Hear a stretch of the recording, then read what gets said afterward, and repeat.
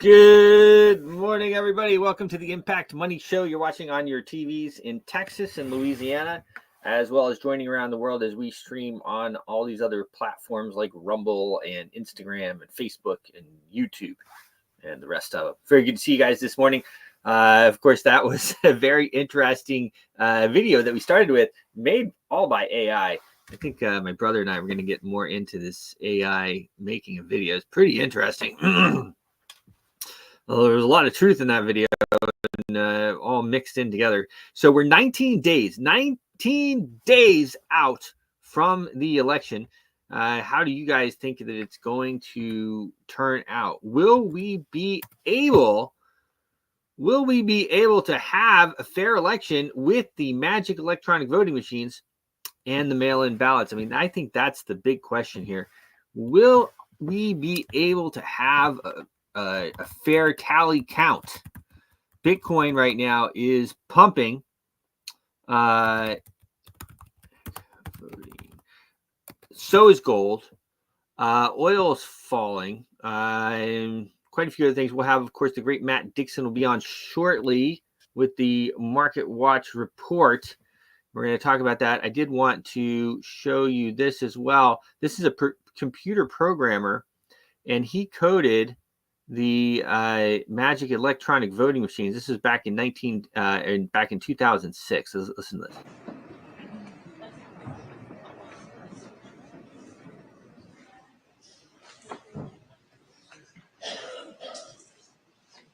Mr. Curtis, would you please state your full name for the record? My name is Clinton Eugene Curtis. And where do you reside? Tallahassee, Florida. And what is your profession? I'm a computer programmer. Would you please speak into the microphone so the audience can hear your testimony? I'm a computer programmer. Mr. Curtis, are there programs that can be used to secretly fix elections? Yes. How do you know that to be the case? Because in October of 2000, I wrote a prototype for President Congressman Tom Feeney at the company I work for in Oviedo, Florida, that did just that. And when you say did just that, it would rig an election? It would flip the vote 51-49 to whoever you wanted it to go to and whichever race you wanted to win. And would that program that you designed be something that elections officials that might be on county boards of elections could detect? They'd never see it. Mr. Would you answer that question once again? They would never see it. So how would such a program, a secret program that fixes the election, how could it be detected? You would have to view it either in the source code, or you'd have to have a receipt and then count the hard paper against the actual vote total. Other than that, you won't see it. All right, Mr. Curtis, if you had been asked, you or others with your professional expertise had been asked to design a protective program that would protect the Ohio elections from against such software to fix the election, could you have done so? If we've been asked to make a program that can fix the election, sure, anybody can do it. No, could you have designed a program or a procedure or a protocol that would have protected Ohio against this kind of rigging? No, you have to look at the source code. You have to get probably programmers from both or all parties to look at the source code and determine if there's anything in there that shouldn't be there. I mean, it's a simple program. You're adding 1 to a person's total. It's 100 lines of code tops. All right. If Are you aware of whether there was any protective action in Ohio against this kind of vote rigging through software? I don't know. You don't know? I don't know. You were not asked to assist in the development of any protective system. Is that correct? No, I was not. In Europe, have you reviewed at all the election results in Ohio? No, I haven't. Okay. Given the availability of such vote rigging software and the testimony that has been given under oath of substantial statistical anomalies and gross differences between exit polling data and the actual tabulated results, do you have an opinion whether or not the Ohio election, presidential election, was hacked? Yes, I would say it was. I mean, if you have exit polling data that is significantly off from the vote, then it's probably hacked. And your testimony is under oath, Yes, sir. and the testimony you've given is true. Yes, sir. Thank you. This is back in 2006. It's going to go on for a minute here, but everybody in Washington knows this. They all know Did this. you say you were asked to prepare? I was asked by Tom Feeney. He's now a congressman. At that time, he was Speaker of the House of Florida, Yang Enterprises, which was the company I work for, lobbyist, and their corporate attorney. Wore a lot of hats. And at the time, he was the Speaker of the House of Florida. Is that what you said? Yes. Okay, thank you. Congressman. You say he was the lobbyist for the voting machine company at the same time he was Speaker of the House?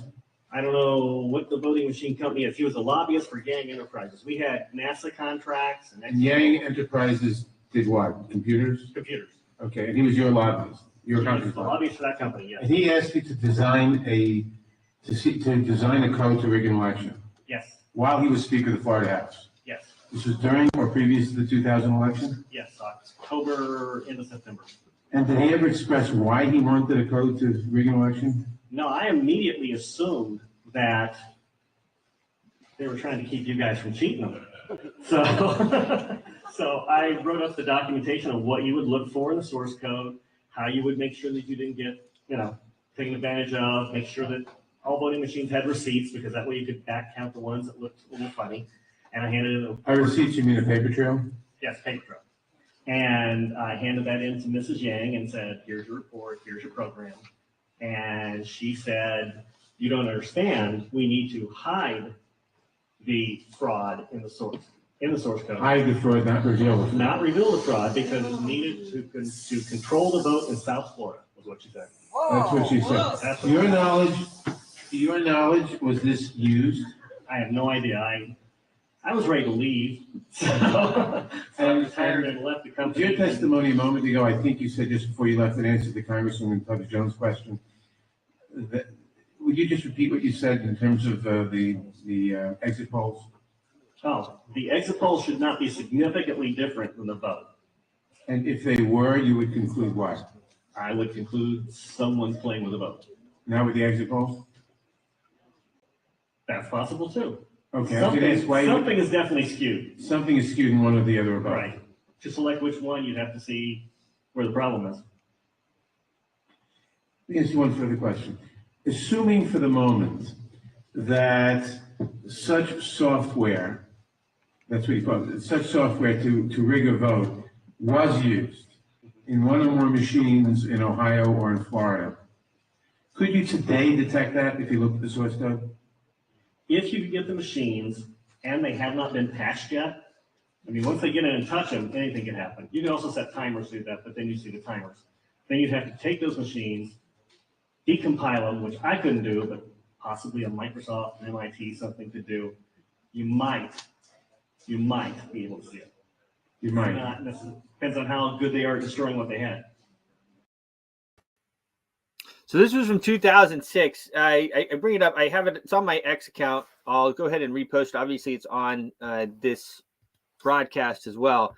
But I brought it up a number of times, mainly because, I've often said that magic electronic voting machines are, anytime you have electronics. I mean, I've been in coding. I've done various different things. I've written some code, mostly managed different people writing code. But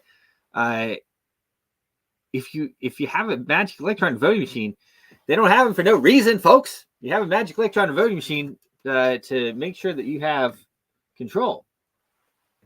Well, whatever. That's what I think anyway. That's what I say. I think that any thought that they cannot do this is obviously not correct, as we just saw from the gentleman who testified in 2006. And of course, everybody in Washington knows this. Okay, they all know this. And then the next question is, if they can do it, do you actually believe? It was like I was talking to somebody very close to me, and they said, "Oh, about the weather. Oh, yeah. Do you really think? I mean, the government's not doing that." And well, it's they, and I'm like, well, who is they? I mean, we've been seeding clouds. I mean, we see clouds. We've been controlling weather at least since Vietnam War. So who? I mean, who? Oh, well, the government. Okay, so you think that? I mean, there's lots of people in the government. So if we can control the weather, you think that everybody in the government is not going to seed the clouds or control the weather? You think everybody? Nobody would do that in the entire government? So it's just like with the magic electronic voting machines. Do you think nobody would do it? So if the magic electronic voting machines, this can be done with the magic electronic voting machines, testified there, and we all know it, then do you really think that nobody's doing it? I mean, really?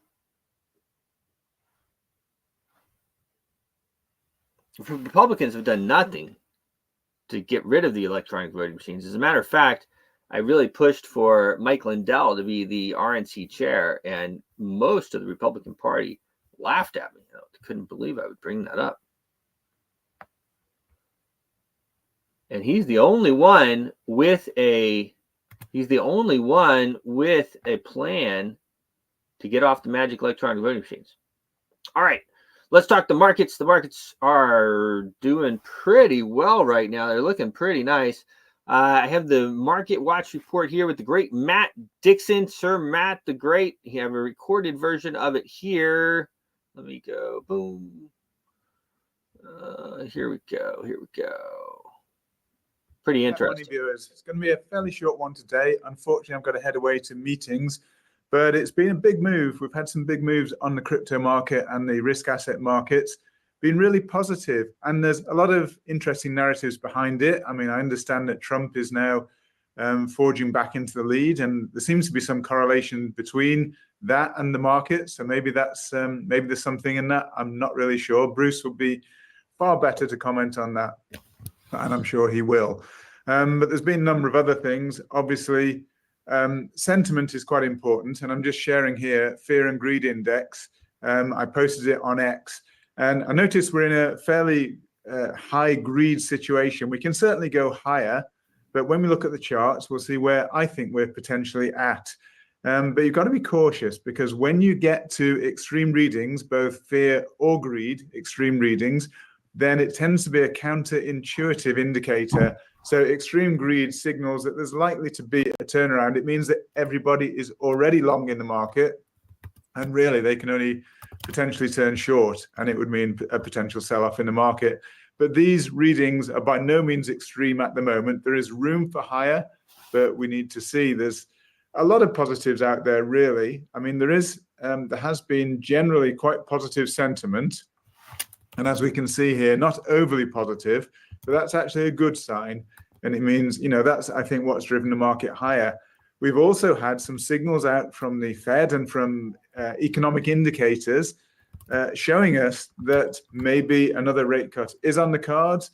I mean, we don't want aggressive rate cuts. We want it to be kind of in the balance, because if it's aggressive rate cuts, then it means there's a real problem with the economy. But if they're just gradually maybe erring towards easing monetary policy slightly, then that's probably a good thing for risk assets. It does mean that there is more money flowing around in the system. There's more liquidity. If interest rates are coming down, less money is going towards paying debt, and more money is going into risk assets. There's just more money flowing around. So it's generally a good sign if we see a gradual and slow decrease in interest rates back to what they would see as a sort of stable long-term rate. At the moment, the rates are relatively, well, they're quite high and they should be quite restrictive, but the economy is still holding up very well. But we'll just have to see how things go with these economic indicators. We've only got a couple of weeks now until we get from the Fed. This again, I mean, there've been a lot of really important ones. This is a really important one. Again, obviously it's just before the election, so probably be muted response. We've got to take into account as well when we're looking at factors that are affecting the markets. Obviously, the election's coming up on November the 5th. Bonfire night, Guy Fawkes night, as we call it in the UK, but obviously it's election night in the US. And normally markets tend to rally into these events, so into elections. So we'll see how that goes. So far, so good with the markets. I'll just switch over to some of the charts that we see. This is actually Solana, and short term, it's kind of looking, well, there's not an awful lot I can tell. It's probably better if I switch out to longer term just to show what the potential is here. So I'm just scrolling out a little bit so we can see in more detail where I think we're potentially at. So from the high that we had in Solana, the local high, that is, the local high here is $194. We had quite a strong move down, which I've labeled as an A wave. And then I think we've moved sideways. As you can see from here, it's virtually sideways, slightly up, and that's indicative of what we call a bear flag, potentially. Not definite, but strong potential. Interestingly, we had a really strong move up the other day, and it moved pretty well up to the trend line. And remember, if this is a triangle, I'm always telling you that the E wave can fall short or slightly overshoot the trend line. And we've got, that's the correct trend line. So basically got an A, B, C, D, potentially an E. Now, if this is a triangle, I would expect strong movement to the downside, and this will be against a lot of expectations in the market. Most people are expecting us to push higher, especially with the election so close. And it would be, a bit of a surprise for us to see this, I guess. But we have to look at what the charts are telling us. And at the moment, this does look like a very typical triangle. Triangles are pre-terminal wave, so you'd then expect a terminal wave to the downside. But then following that, I'm really bullish. I think we'll then push to challenge the previous real all-time high for Solana, which was 258, somewhere around there, 258, 259. So lots of potential upside following what I think there's a risk of a sell-off. But for some, I may possibly have counted this wrongly. I just see it as being corrective sideways. I can't really see it at the moment as being impulsive to the upside. And it is just interesting that when we approached the trend line here, that the price did actually reverse pretty sharply. I mean, if I open this out, we'll actually see it was a really sharp reversal. If I open it out even more, maybe, this is the 1 hour, so we can really see it. So obviously we got a powerful push higher with the green candle, but then we got an even more powerful push to the downside with this red candle. So we got close to that trend line. It was rejected quite sharply. At the moment, it doesn't look impulsive upside, so potentially downside to come. It is a hard one to call, to be fair. And whilst I would tend to favor short positions at the moment, but you need to be careful with your stop losses because potentially the market could take off. I mean, we are, as I say, approaching election time. Another big factor in the market has been the potential retaliation of Israel against the Iranian attack. And clearly that has an impact on oil. But I understand there's been an awful lot of pressure for Israel to basically diminish their potential response. They've, I think, in effect, been, well, certainly persuaded by America not to attack the Iranian nuclear facilities, and that would be a major sort of line in the sand if they were to do that. I think if they cross that line, there could be real potential escalation in the region. So I think America have been successful in that. And also, as Bruce was mentioning yesterday, there's a lot of pressure not to take this action before the election. I mean, we're only, quite close now to the election, November 5th. So we're not far away at all. Whether Israel can hold off that long, it's been a long time. But also, I think they probably need to regather their strength as well. This Iron Dome, I understand they've used up an awful lot of their missiles. America are resupplying, but I think it takes time. They will want to be in a strong defensive position. Even if they were to go on the attack, they need to be aware that there might be some kickback. And so there's a lot of planning probably goes into this. Israel wouldn't want to rush into anything without fully planning. I think they really do normally plan things meticulously. So maybe that's what's happening. I don't know about timing. And that's what markets are all about. We don't know for certain about timing of these things. We just have to go on the indicators that we have. So that is Solana. And as I say, it's quite, that was Solana, sorry. We're now onto oil, sorry. So that's the reason, by the way, that oil has declined so much. I think that the pressure has fallen away for an immediate Israel attack. And also, even if they were to go ahead immediately, I think it'll be much less than was originally threatened. As I say, they were threatening to attack the nuclear facilities, etc. As that's not happening, I think that's the reason for the turn down in oil. So we had oil at well over $76, and we're now right down at $70. So in percentage terms, that's probably close to 10% fall in oil. Since the attack happened, the Iranian attack happened, it's actually, strangely, it's oil prices falling sharply, and I just think that that's really a toning down of the potential response from Israel. Although having said that, we are seeing, if I just flip over to it, we're seeing a really powerful dollar index this morning. Don't forget, dollar index, it's a basket of currencies against the dollar, and so it's all relative. And when you think about it, the China stimulus has not really had any lasting effect. I'm just checking as we speak where we are. So China market Hang Seng market down once again. We're down probably 10% in last week or so. So they had that massive stimulus package. Some are now saying it's not enough. They need to do more stimulus. I mean, this is basically showing there's a lot of weakness there, and the government are having to artificially pump money into the market to try to keep these big property companies afloat. And, obviously extra money into the market pushes the stock market higher. And that's what we saw initially, but it's not had. And actually, if you think about it, and I said, I'll just flip over to this chart if I've still got it on. Yes, I have. FXI. I was asked about that the other day. And you can see here, let me just go into a slightly longer time frame. Let's go into probably, first of all, 4 hour. Okay, let me try daily. I think we need to scroll out as much as we can. Okay, that's the daily chart. Let's move this out of the way. I think the 4 hour is probably better on, to be honest. It shows a better, more data.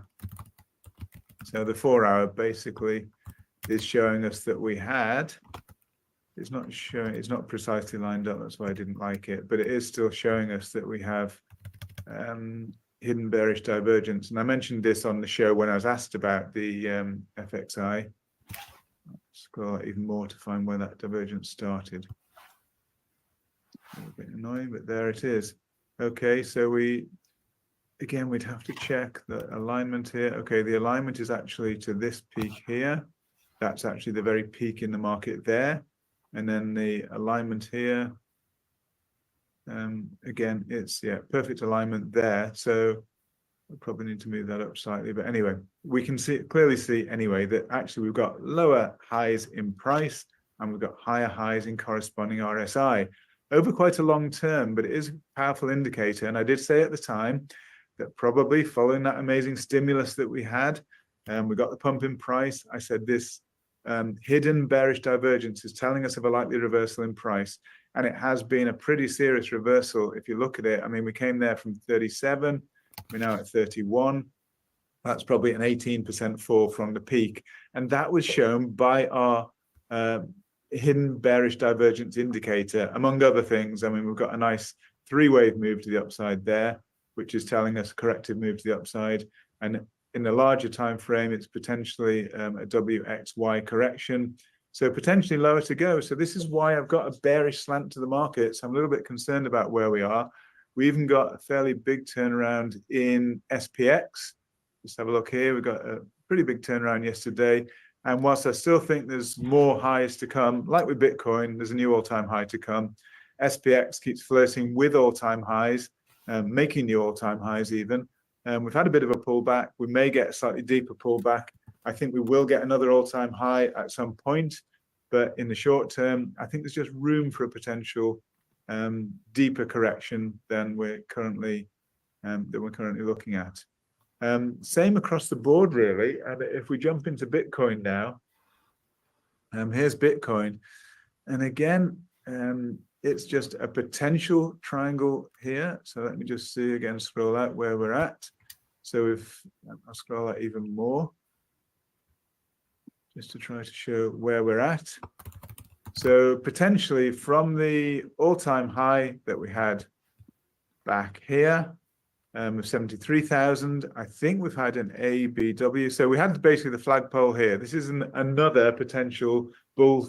This is a bull flag, in fact. This is the flagpole. This is a flag waving in the wind, and potentially then once it's complete, a push to new all-time highs. Now the flag bit is made up of a corrective move. Flags are always corrective. And so the flag bit is, I've labeled it as an ABW, and then we've got an X wave and then an ABY. Now, I was questioned about, can an X wave be 5 waves? Well, strictly speaking, a triangle is not 5 waves. Yes, it's made up of A, B, C, D, E, but they're series of overlapping 3 waves to the upside, and they are overlapping. So it's not an impulsive move. It is allowable. It's actually quite common for an X wave to beat a triangle.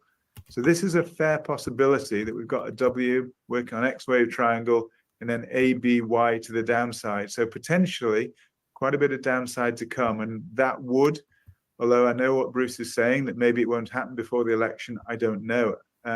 If this triangle is complete, which it looks there or thereabouts complete, we're perfectly on the trend line there with the E wave, as you can see. This is the trend line here. So we're pretty nicely on the trend line. It's reversed. Let's just see if that reversal continues. So potentially we could see this work out. If I'm wrong, we need somehow to count this as impulsive to the upside, and I have difficulty in doing that. So as I say, for me at the moment, I think that the downside is greater possibility. So I would personally be looking possibly at short trades with a close stop loss above, because bear in mind, an E wave is not allowed to overshoot by much, maybe 10% at the most. So we can have a stop loss reasonably close on above, with potential for quite a lot of downside. So you're managing your risk. You're making sure that if you make a loss, it's affordable and not too much of an impact on your overall portfolio. But the downside is many times greater than the potential risk. The actual downside in price. In other words, the profit is far greater in relation to the risk, which would be if price moves to the upside. So that's my favored position at the moment. As I say, don't take my advice for it. Do your own due diligence, etc. But I think it makes sense from a risk-reward perspective. So across the board, the market is quite mixed this morning.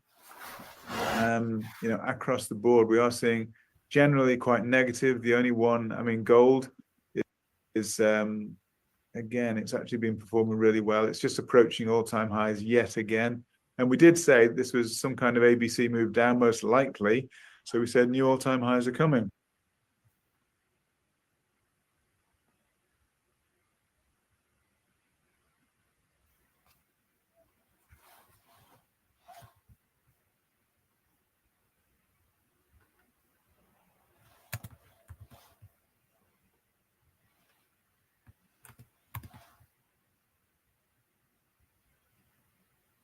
Let me see here what's going on.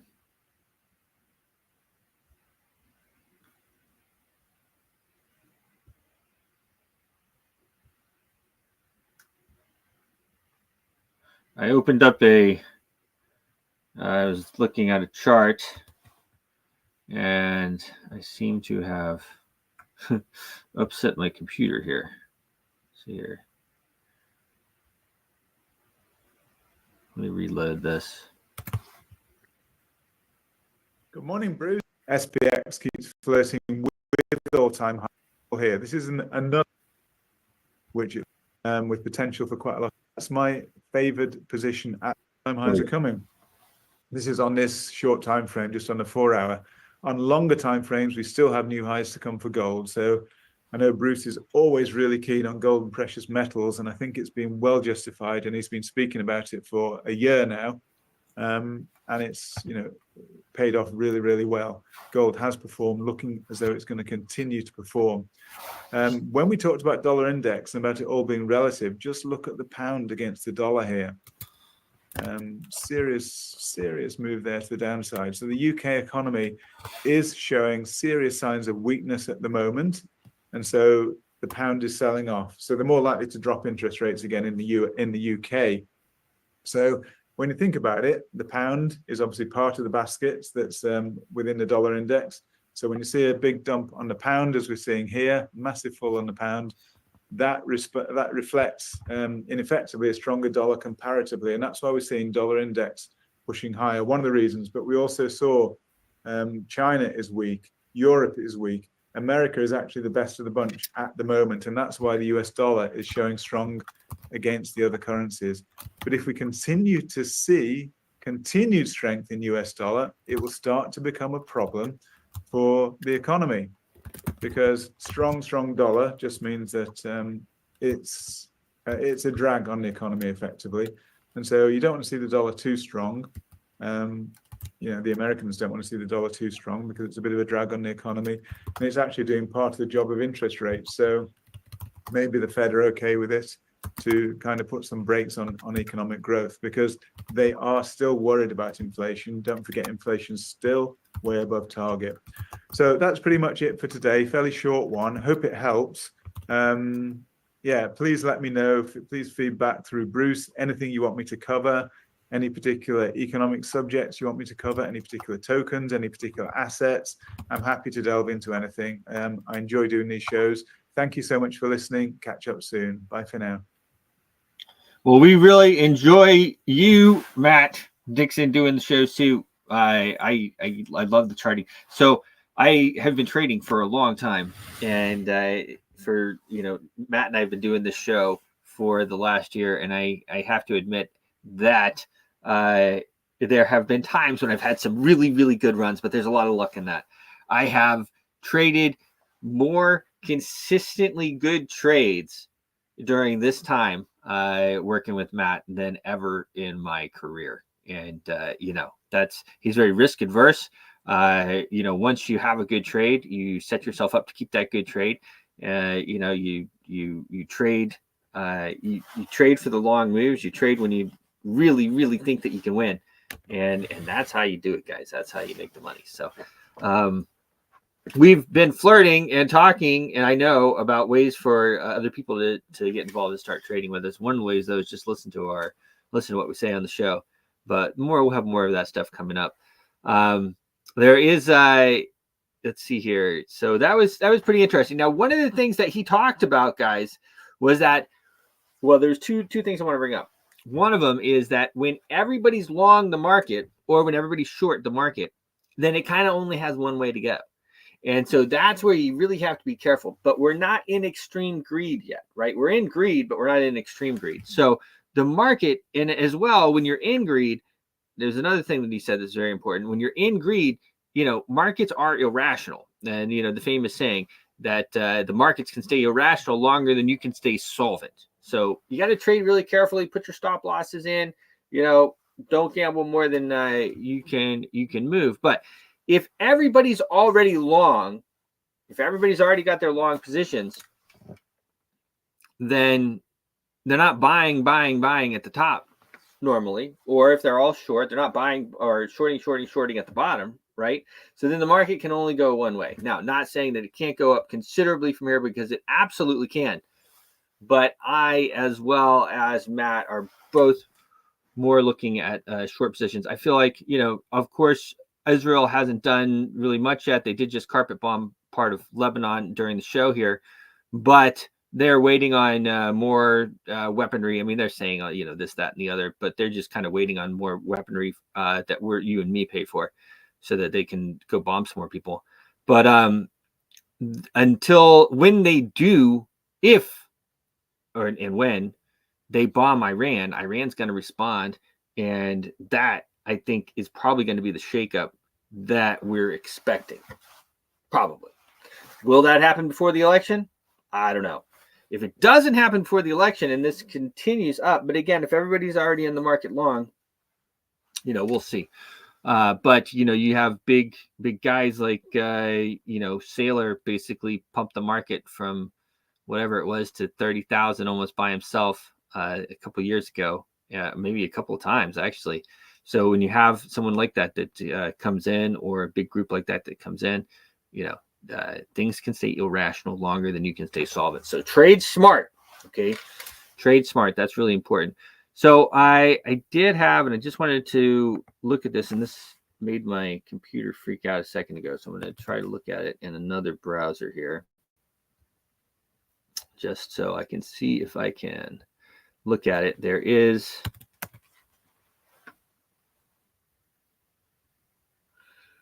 so the Trump meme coin has launched. Trump meme. Now, before I actually get in, well, all right, I'll get into that. Now, the Trump meme, let me see. I guess I can try to share it again on here. Let's see if I don't blow myself up here.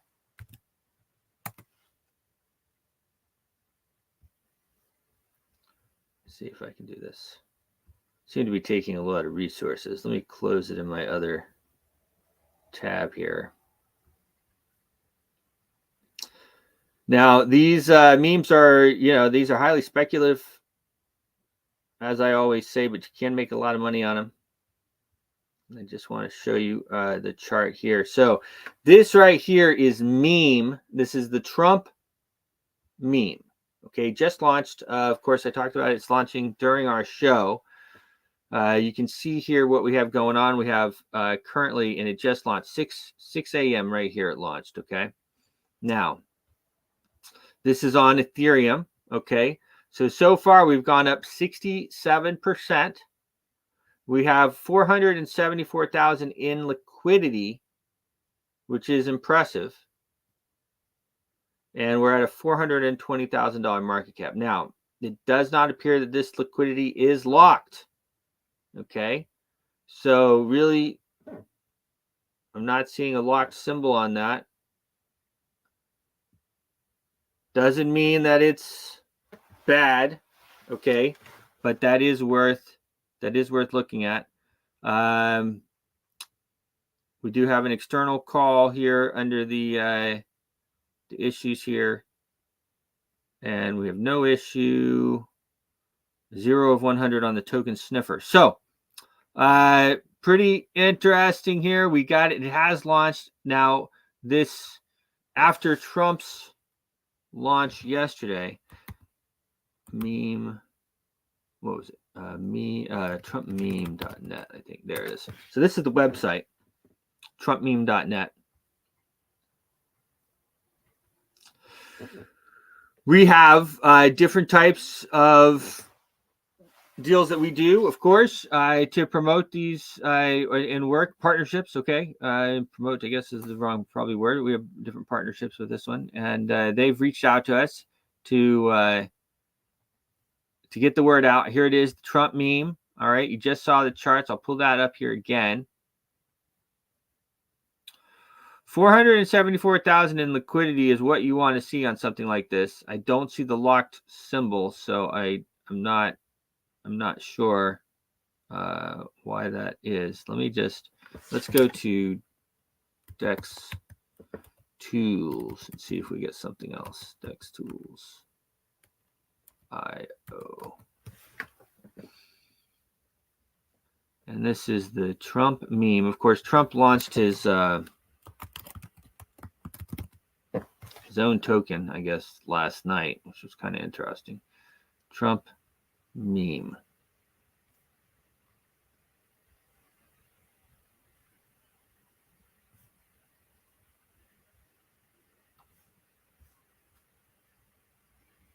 Well, that's not coming up. Let me just grab the Ethereum. Let me grab the contract address right here. We are live, folks. We're live. But this is better, right? You guys can really look at what we're doing here. Okay, here we are.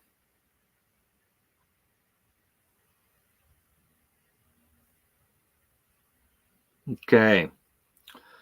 So here we are. We haven't detected lock liquidity or supply. Okay. So they are doing a lot of the right things, of course. I'm working with different people, but of course, do your own research on this stuff, okay? Just reading this. Okay, they do have a couple of alerts here that have popped up. Let's see, danger contract verified.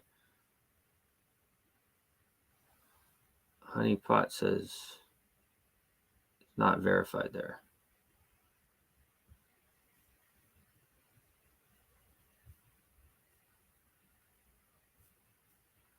This says honeypot detected on the Trump meme. That's what that says. The 2 warnings.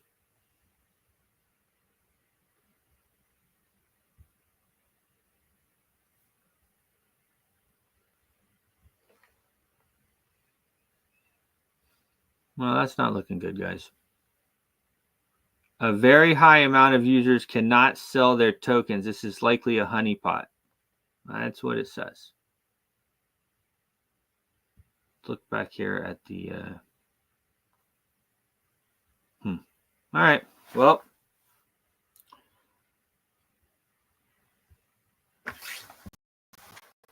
I'll always tell you the truth, folks. Okay, I'll always tell you the truth as best of my ability. All right, that's always the deal. I want you to make money. Like I want you to make money, honey. We got to figure a way out of this mess that we're in with our country. I hope that they're not going to rig the election. That's what I hope. We'll see. And if you're going to have me do your live thing on the show, you probably ought to not have a honeypot. Hey, there he is, Mr. David Porter. Sir David the Great. Hello there, Mr. Bruce. How's it going this morning? Great, man. How are you? Yeah, fantastic. I'm glad I didn't ape into the Trump meme. It's like honeypot detected. I couldn't show the screen because we're on TV. It said, stay the F away. That's what it said when you clicked the little thing. Wow. Well, that would be that's the thing about Ethereum. I mean, I love Ethereum. You know, made a lot of money with Ethereum over the years, but they can stop sells. They have total and complete control over. That is part of the big points of the monetary revolution is you have to avoid those concepts when it comes to your crypto. Yeah, this is supposed to be your crypto. Your crypto. Period. You remember your seed phrase? You know, you like do your own, you know, I actually had one of my friends, and he's got, you know, probably not that much, maybe a couple $100,000 or so in crypto at the moment. She's like, man, should I leave this on Coinbase? Or what should I do? I'm like, well, it's advisable if you can handle it, it's advisable to self-custody your crypto. Absolutely. And it doesn't seem like a big deal until it is. It's locked up and you're out of control. And then he comes back with, well, okay, but I've heard of people losing their money on the treasures and this and that. And as well, you know, it's almost 100% user error. But the fact of the matter is that there is that chance for user error. So, you know, probably, you know, we know people that keep a couple $1 million on Coinbase. I mean, you know, you're probably fine. And probably fine. And it is insured for a little bit. but if everybody gets hit at the same time or something like that, you're also in trouble. You should definitely self-custody your own stuff. But if you're uncomfortable doing it, then you should probably pay somebody to come over and help you do it. Don't like just expect someone to come over and teach you a bunch of stuff that is hard to understand, because it will take considerable time and effort. When you're in the market, don't forget to take a proof of work coin that's immutable, and that's likely where you want to store a lot of your stuff.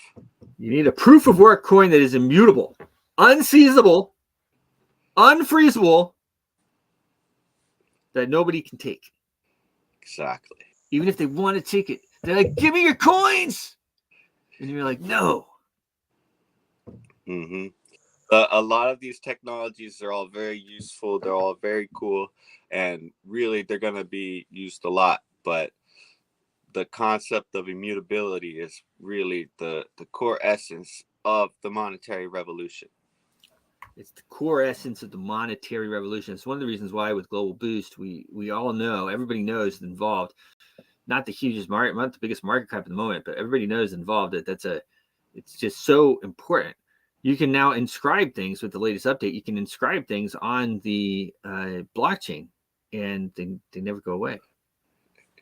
Yeah, it's pretty cool. So now your little token or your little coin has this information on it, and you can store it almost as an archive or a history book. Yeah, and it's there. So we need to, and we have actually already started in certain ways recording history on the blockchain. So how does that play out? The blockchain is over 10 years old at this point.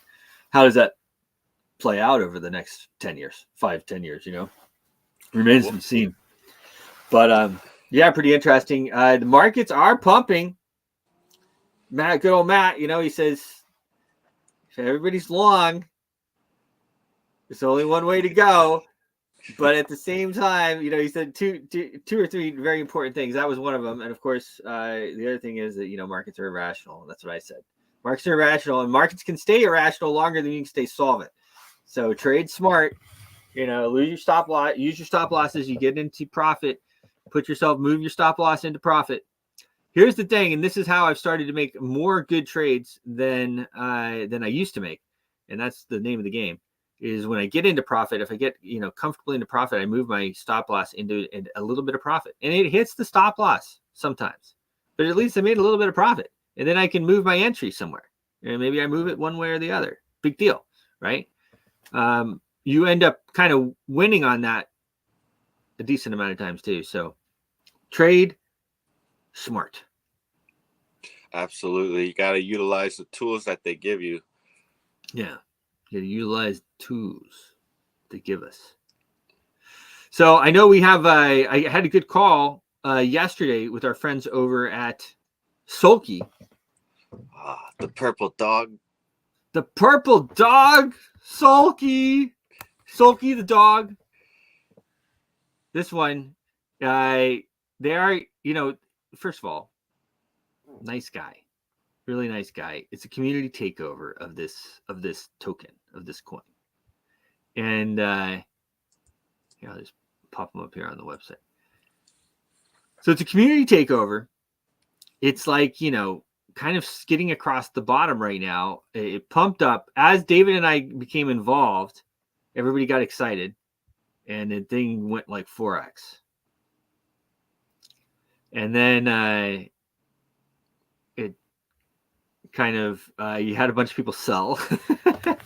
I mean, you're 4x. It's like I always say, when you start Xing, it's time to sell, right? I mean, that's kind of the deal. You don't have to sell it all, but you take some profit, right?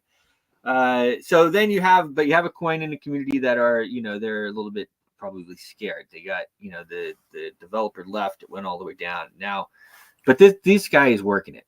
He's working it. He's listening to what we're saying. He talked to some of the whales yesterday, and some of the new direction that we're going to take Sulky, and an entry here, going up to 100,000 is double your money. So, and that's what I told him yesterday. I said, when you start to, do these types of things and that we're talking about, which I won't talk about in there because it's some of our secret sauce, but things can really move. Things can really move. So you take something like that with which is a low cap, right? A low cap coin, and you can really do well with not much in. You put a little bit in, and you can get a lot out. Exactly. And that was one of the biggest points over the last 10 years. People putting a little bit into crypto. Look at the Dogecoin. People put small amounts in and were able to pull out the big chunks, some life changing or some, life changing. 100%. Let's go splurge a little. I was watching as it kept going up. I'm like, is this going to keep going up? Man, that was the Elon pump. Elon was just like, "Hi, I'm buying doggy coins." they didn't all happen that fast, but man, it went fast. It was like, I think it went up like 700% in a week or something. Like, it was like, oh my gosh, like it was crazy. How high did it go? Did it go up to 70 cents or something? Yeah, 75, 70. I mean, we're talking, guys, we used to just give away these doggy coins. I know that's called Doge. We used to just give away the Doge coins. Yeah, that's a fun one. It's a fun one. I like it. Well, and that's like these memes are fun, but they don't all just have to be memes. And that was one of the conversations I had with Solky too. I said, look, everybody wants to have just a meme coin, right? It's easy. Oh, we have a meme coin. Oh, we're a meme coin. Oh, okay, whatever. It's easy, right? Well, we might have to put some work into it. Turn it into more of a business. And the rewards can be really good. Yeah, exactly. This is what we were talking about with some of the technologies that are being developed. I mean, they're going to be lots of fun. They're going to be utilized, and you're going to get your ETH coins on there or your Solana coins, and yeah, they're going to move, and we're going to start using these technologies more and more. It's pretty awesome. They're going to move, and we're going to start using these technologies more and more. That's right. Let me just...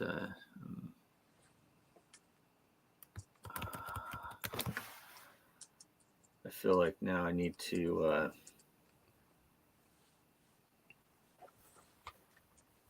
So the election is in 19 days. What do you think, Dave? Oh, it should be a good, fair election. I know that they're working hard at the voters' outlets there. People are sending in early voter cards. Yeah, it should be very organized and well done. So I don't think that there'll be any doubts or concerns about the counts or anything. Really? Yes, smooth ride. Very smooth ride, just like the last few. Okay, I was scanning over here. Really? Oh, David is really confident here. He's really confident. Yeah, I mean, I think they're going to cheat like nobody's business. Some say that the winner comes from the best cheater. Right? The winner comes from the best cheater. I mean, I hope not, but I mean, guys, it's like one of those things. Well, it's like I was saying earlier in the show. I mean, come on, like, what do you really don't expect people to cheat? It's like of someone I was talking to someone close to me, and they were saying that the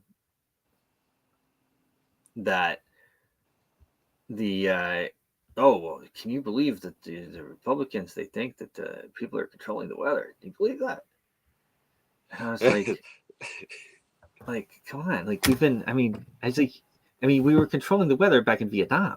Like before Dad would go in and like invade the Viet Cong, we used to make it rain over them and for like days, so it's all muddy and everything. And that was like 60, 40 years ago, however long, 30, 70 years, 50 years ago. And she goes, well, I don't think we can control that. I'm like, we're seeding. You've heard them seeding the clouds. I say, so if we were seeding the clouds 50 years ago, you don't think we're better at it now? Yeah. And then the next part. So it says, well, okay, well, but I don't think that they're doing it. And I was like, well, who's they? Well, the government. Well, so out of all the people in the government, you don't think that any of them want to do it? Like none of them would ever do it. I mean, really, you think that? Well,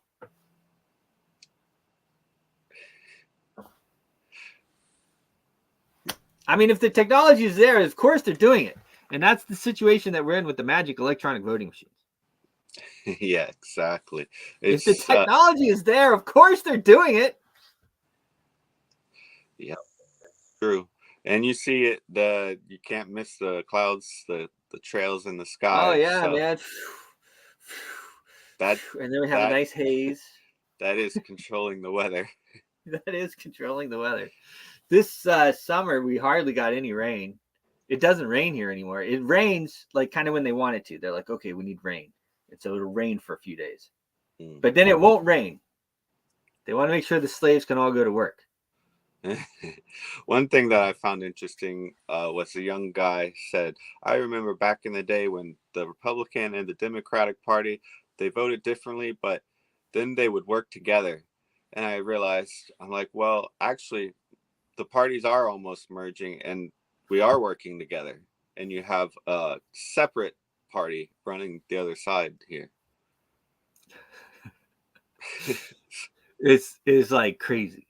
It's crazy. We have a uniparty. We have an illusion of choice. I say that all the time. We have an illusion of a two-party system. The two-party system has utterly and completely failed. And actually, it was either Washington or Jefferson, I can't remember which one, warned us about the two-party system. He said the two-party system does not work.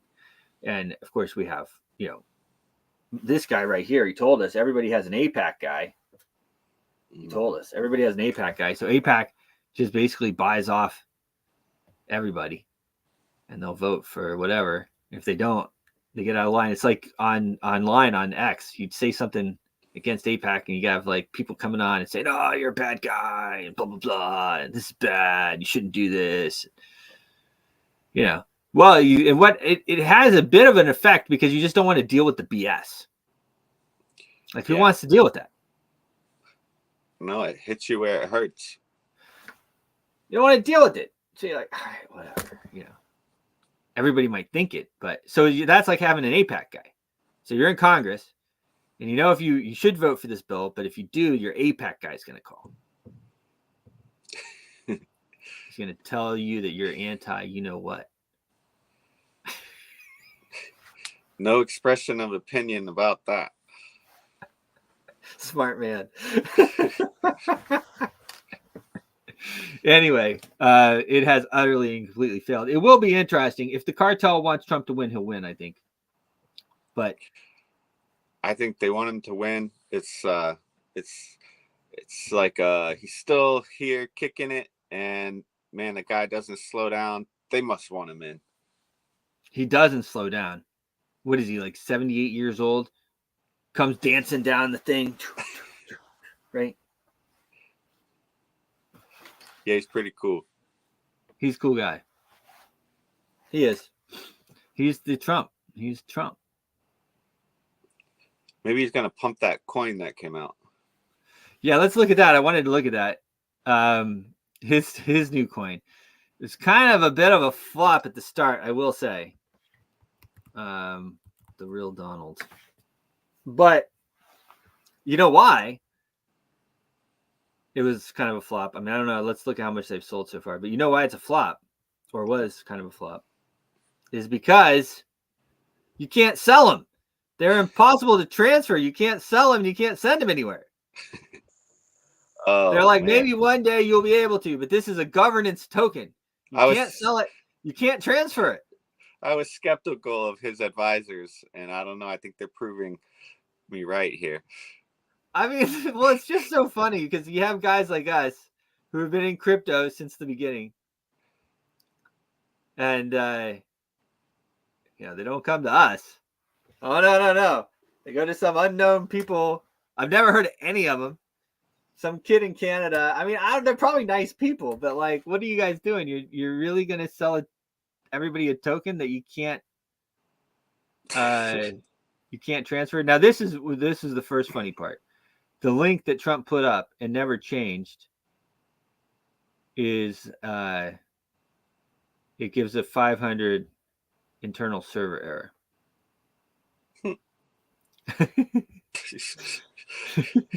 So that was the first thing. I'm sure that didn't help. And then kind of classic. Kind of. So then if you go back over here to World Liberty Fi, which is the company here, then you can find the link. And I think here that, where's the link?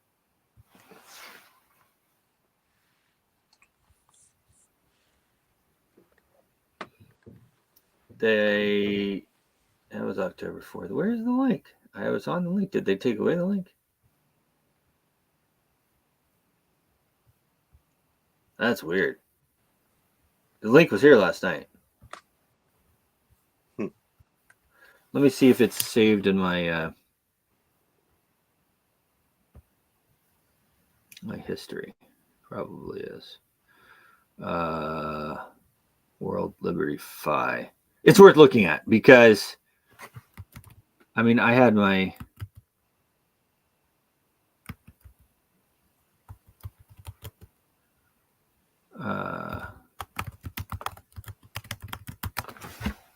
my own thoughts about it, kind of.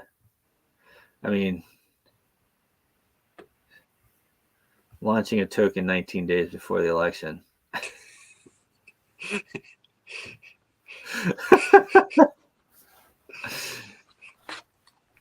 Yeah, Trump is Trump, I guess. Right. But I don't know how these guys talked him into doing it. Right. Kinda. I mean, yeah.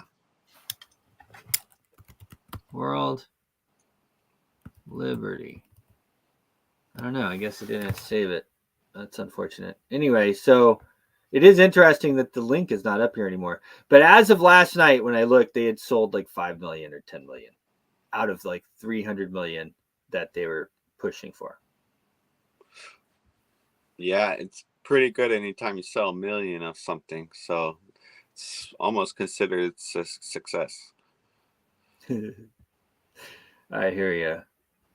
Share this tab. So here we go. Help shape new. Be defiant.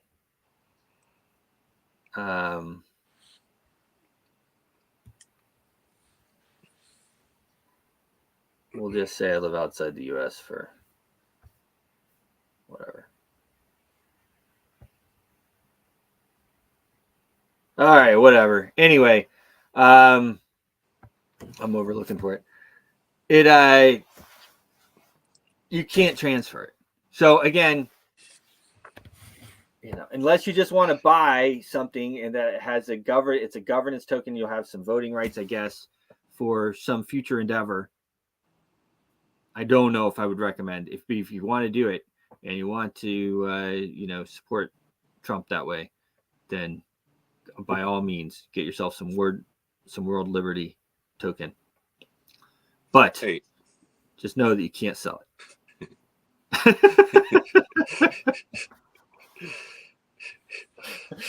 At least for right now. That might change in the future. I'm sure it'll change. But it was pretty funny. I screen capped it on my phone. I remember now. I read it. So because I was like, is this for real? All WLFI tokens will be non-transferable and locked indefinitely in a wallet or smart contract until such time, if ever, WLFI are unlocked through the protocol governance procedure in a fashion that does not controverse applicable law. Total supply is 100 billion. Status not transferable.